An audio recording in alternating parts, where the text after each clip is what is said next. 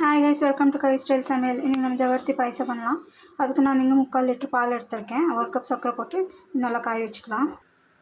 ஜவரிசியை நான் ஒரு 15 மினிட்ஸ் ஊற வச்சுக்கிறேன். இத்தையும் அந்த பாலிலே சேர்த்து வேக வச்சுக்கலாம். பால் காஞ்சிருக்கு. இப்போ இதில் ஜவரிசி சேர்த்துருக்கேன். இது கொஞ்சம் நேரம் வேகட்டும். பால் நல்லா கொதிக்குது. ஜவரிசி வந்திருக்கு. இப்போ இதில் ஒரு 4 ஏலக்காய் தட்டி சேர்த்துக்கலாம்.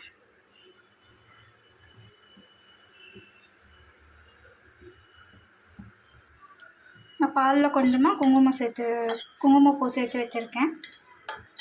இதுவும் அதில் சேர்த்துக்கலாம். இப்போ குங்குமப்பூ சேர்த்துருக்கேன். இது கலரி விட்டுட்டே இருக்கணும், இல்லைன்னா அடி பிடிச்சிடும். பாருங்க, ஜவரிசி வெந்துருச்சு. ஜஸ்ட் கொஞ்சமாக வேகணும்.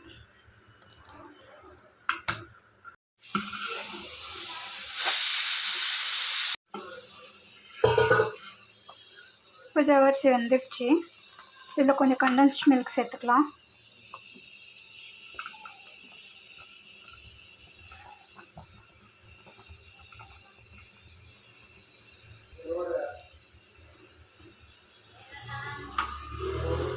அப்படியே பாதாமும் அப்புறம் முந்திரி நெய்யில் வறுத்து வச்சுருக்கேன். அத்தையும் இதில் சேர்த்துக்கலாம்.